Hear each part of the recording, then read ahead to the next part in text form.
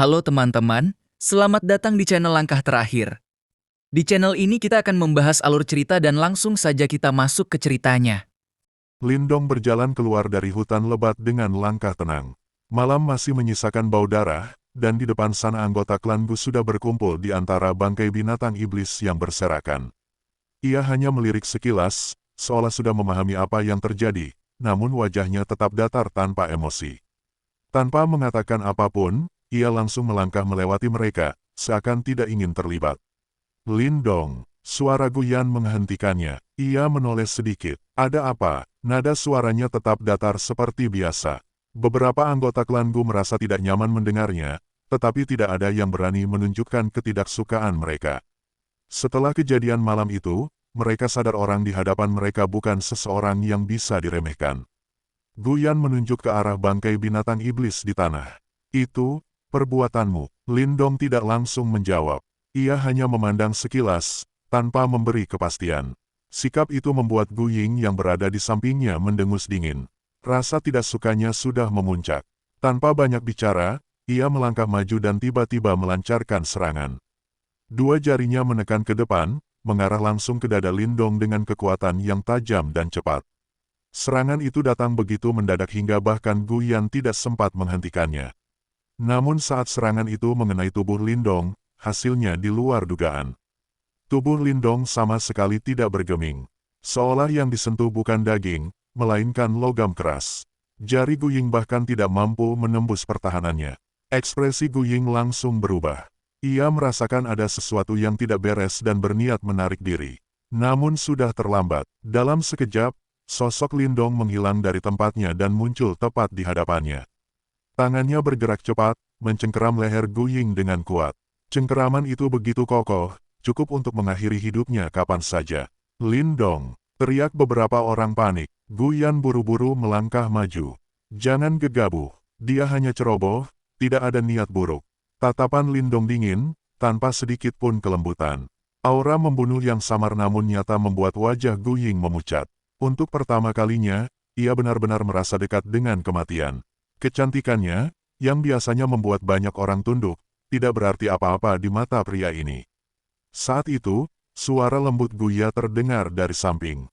Kakak Lindong. Suara itu membuat Lindong sedikit menahan diri. Ekspresi dingin di matanya perlahan mereda, meski tidak sepenuhnya hilang. Ia menatap Gu Ying sekali lagi, lalu melemparkannya ke samping dengan santai. Kalau kau mengulanginya lagi, aku tidak keberatan mengurangi satu orang dari klanmu. Gu Ying terbatuk saat ditangkap oleh anggota lain. Lehernya memar, bukti bahwa Lindong tidak menahan kekuatannya sebelumnya. Ia menatap Lindong dengan ketakutan yang jelas terlihat. Guyan menarik napas panjang, menatap Lindong dengan ekspresi rumit. Kau memang bukan orang biasa. Lindong tidak menanggapi pujian itu. Ia langsung berkata, yang menyerang kalian tadi malam adalah seorang master simbol surgawi. Kemungkinan besar dia dari klan Wei. Wajah para anggota klan Gu langsung berubah.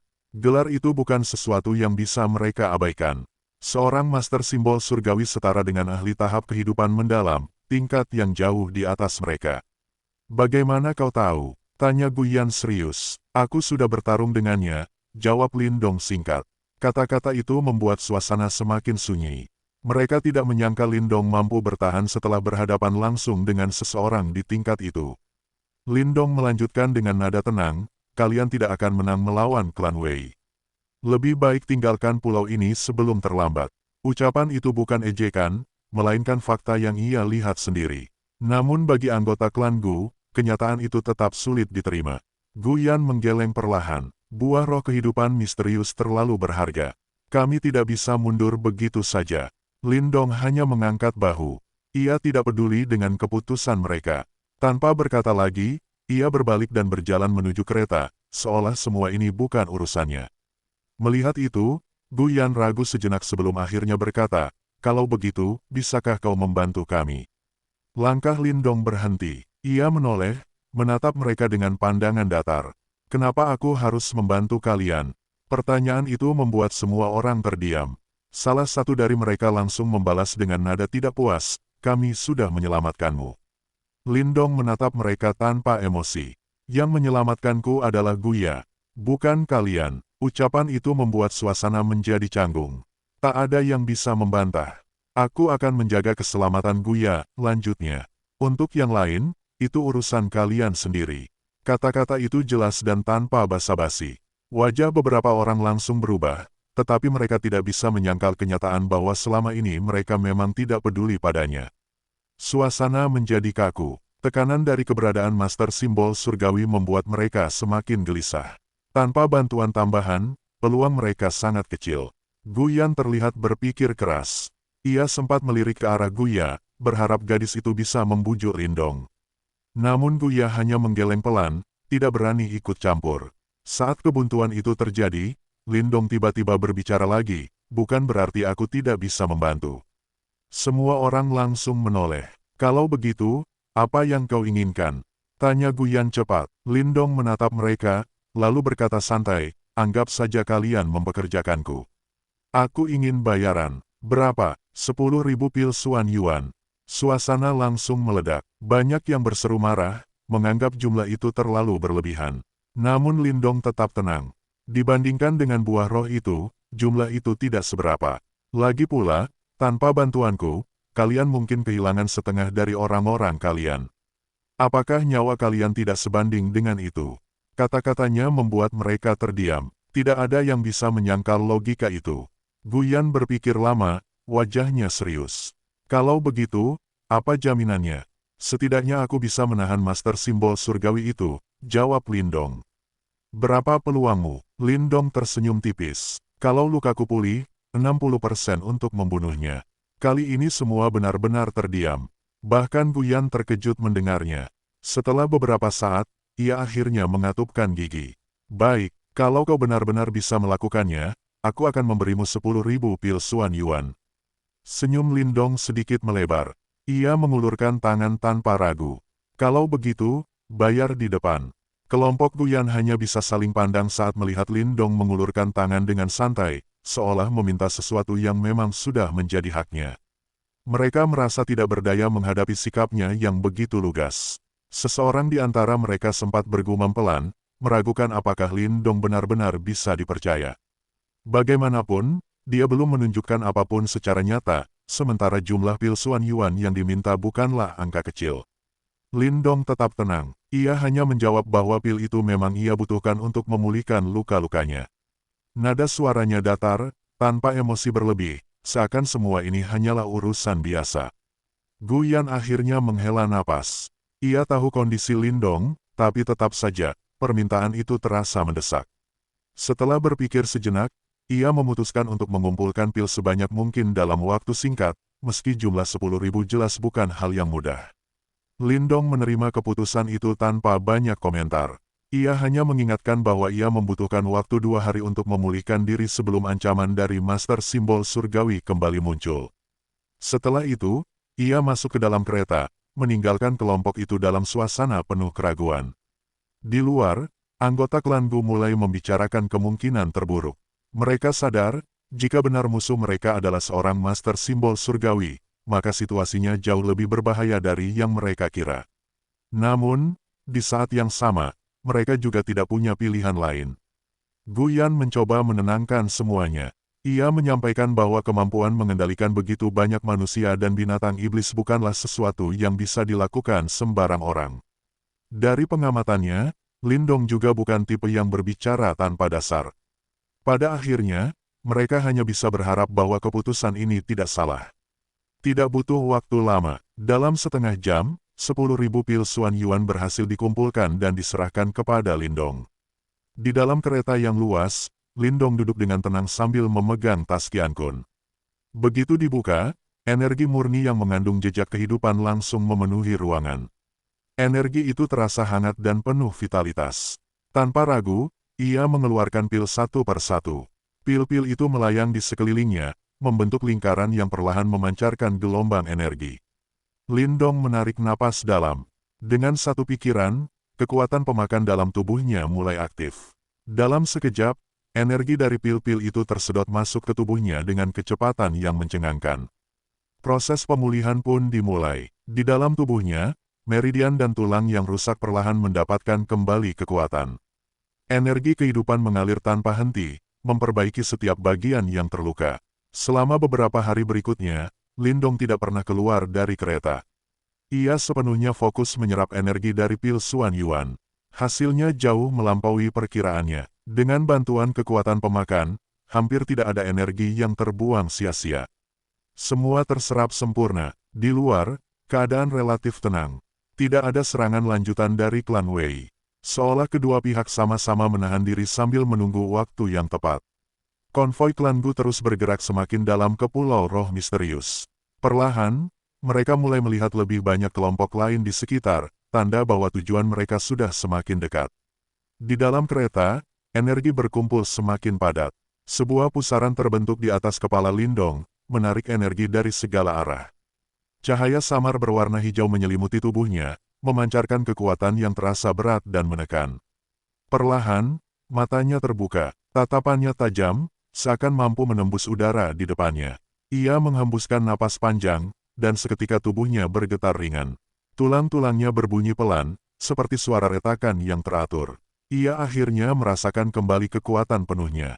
Namun, Lindong tidak berhenti di situ. Ia bisa merasakan bahwa dirinya sudah berada di puncak tahap 8 Yuan Nirvana. Hanya selangkah lagi menuju tahap berikutnya. Tanpa ragu, ia mengeluarkan sisa pil yang masih ada. 4.000 pil Xuan Yuan melayang di hadapannya, lalu langsung tersedot ke dalam pusaran hitam yang terbentuk dari kekuatan pemakan. Energi besar mengalir deras ke dalam tubuhnya. Dalam sekejap, tubuh Lindong memerah. Gelombang kekuatan yang liar dan ganas mulai menyebar, memenuhi seluruh ruang kereta. Tekanan meningkat dengan cepat. Kesengsaraan Nirvana ke-9 akhirnya datang. Gunung Roh Misterius adalah puncak tertinggi di Pulau Roh Misterius, menjulang puluhan ribu kaki hingga menembus awan.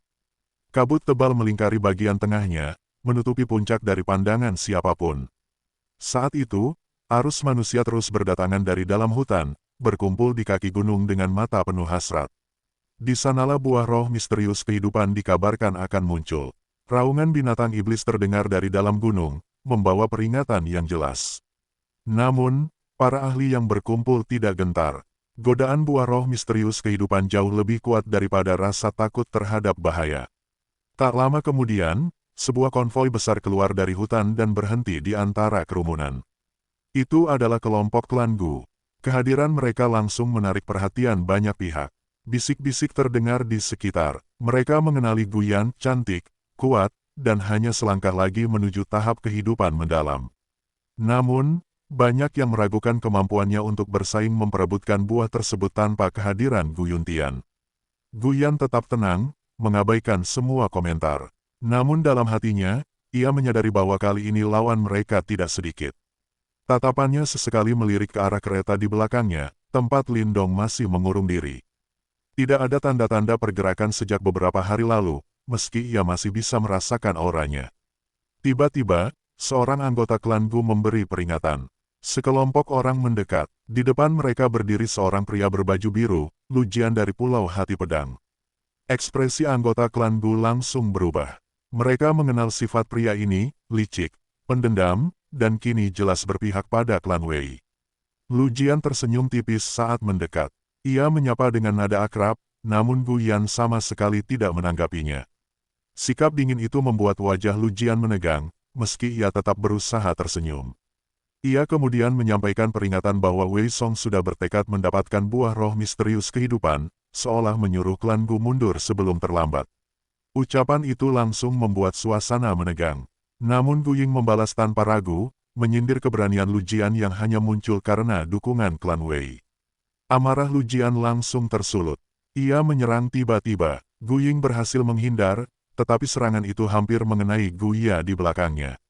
Tanpa pilihan, Gu Ya menahan serangan tersebut dan terdorong mundur, wajahnya memucat. Melihat itu, kemarahan klan Gu memuncak. Gu Yan maju dengan aura dingin yang dipenuhi niat membunuh. Pedang muncul di tangannya, siap menyerang. Namun sebelum ia bergerak, suara tawa terdengar dari kejauhan. Wei Song muncul bersama kelompoknya, diikuti pria berjubah hitam, master simbol surgawi yang sebelumnya berhadapan dengan Lindong. Tatapan pria berjubah hitam itu langsung tertuju pada kereta. Wei Song tidak membuang waktu.